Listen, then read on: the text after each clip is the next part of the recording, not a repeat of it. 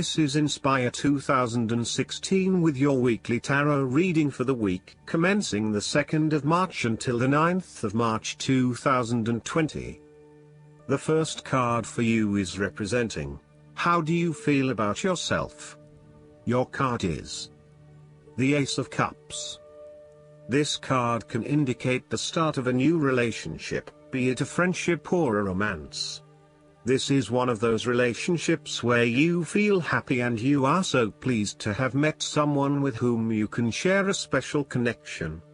The water in the card reflects the flow of emotion, and thus the Ace of Cups suggests that positive emotion and energy will be created between two people in a way that leaves you feeling good about yourself and life in general.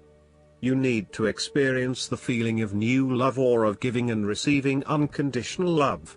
Give and accept love on a new level and open your heart to what is around you. Your loving ways will magnetize love to you.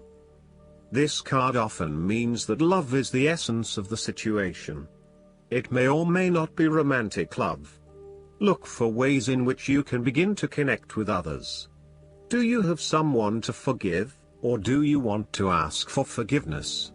Can you set aside your anger and find peace? Would you like to drop your reserve and let your feelings show? This is a peaceful time in your life, so use it and make peace with friends or yourself.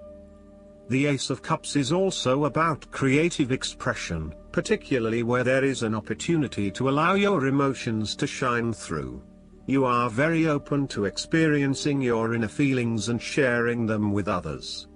You may be inspired to start a new creative project, take up an art class or two, or even engage in interpretative dance.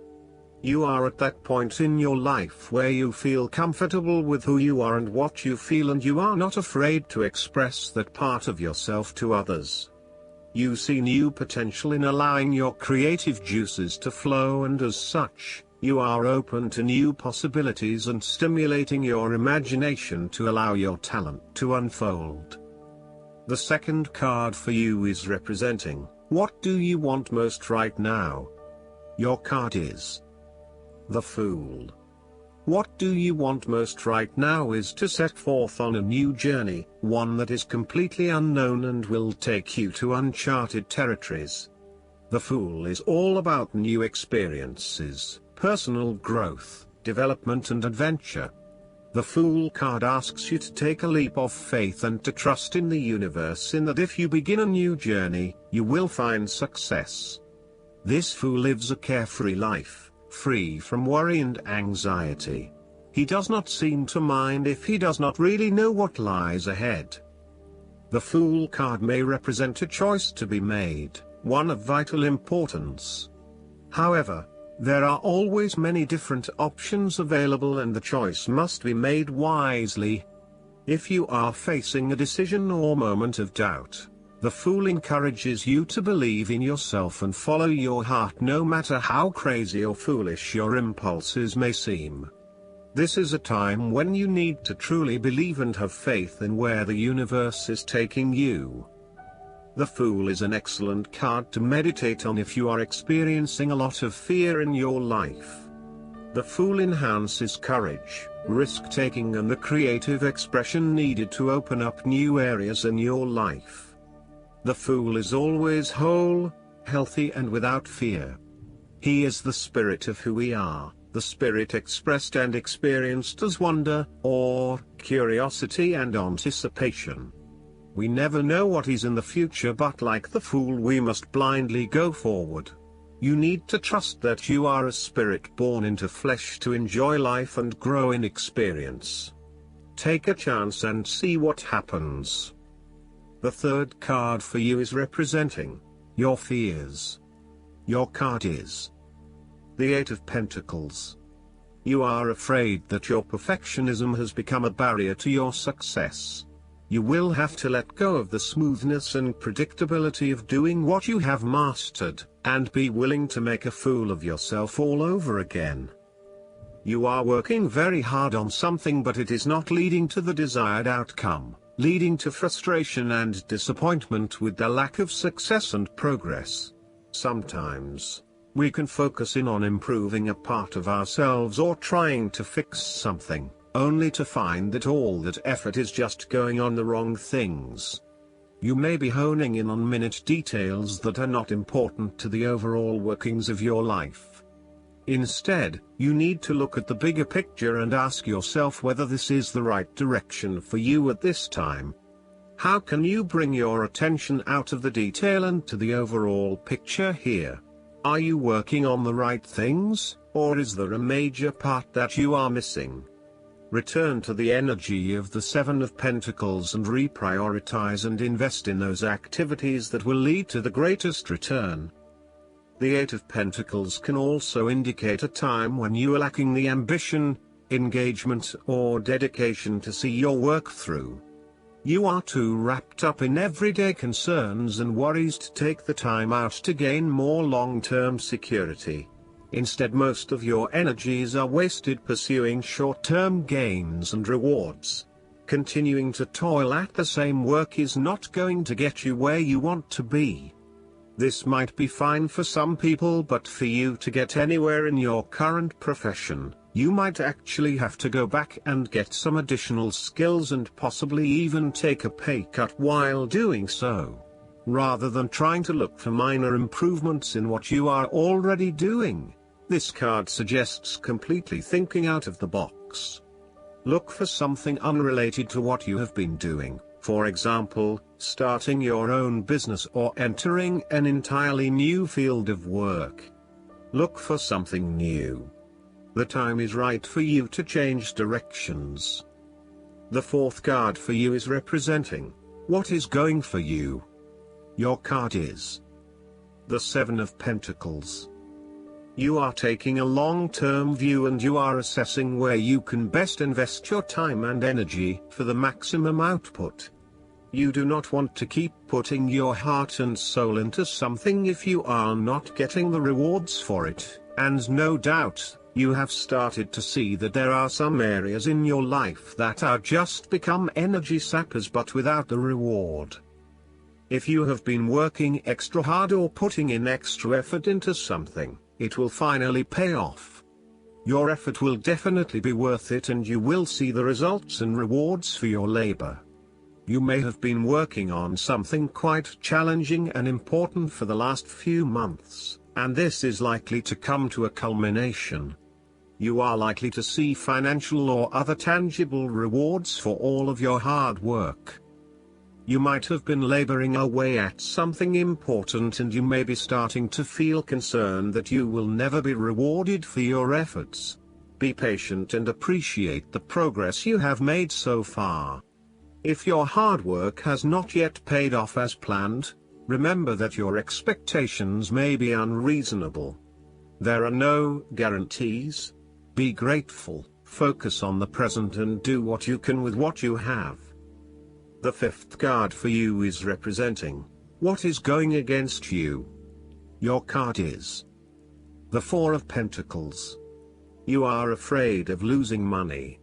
You are haunted by a fear of poverty that compels you to be materialistic.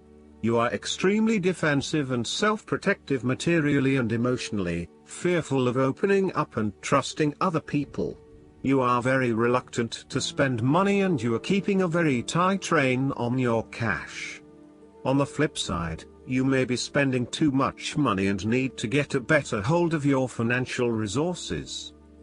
You have spent your time recently focused on career building and material acquisitions, rather than your relationships.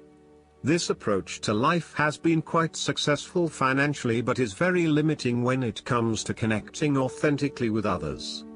You have created a prison for your time and your energy by building up this solid wall of work and financial responsibilities, and will need to release and escape from this to some extent if you want to focus on more personal issues. The important thing to realize is that success in your career is beneficial but only to a point.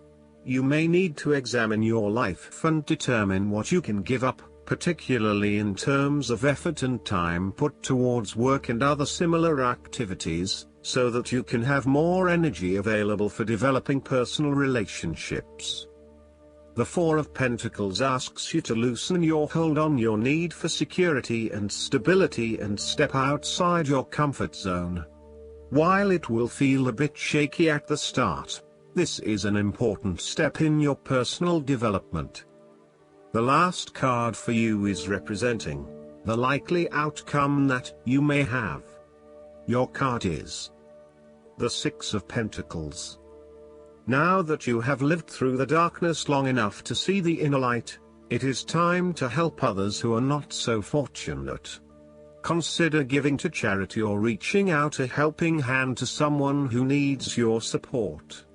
The generosity of the Six does not limit itself to money and material things. Giving of your time or your wisdom is often just as spiritually fulfilling as giving away money or gifts, and the intangible gift of your presence is received just as well, if not better.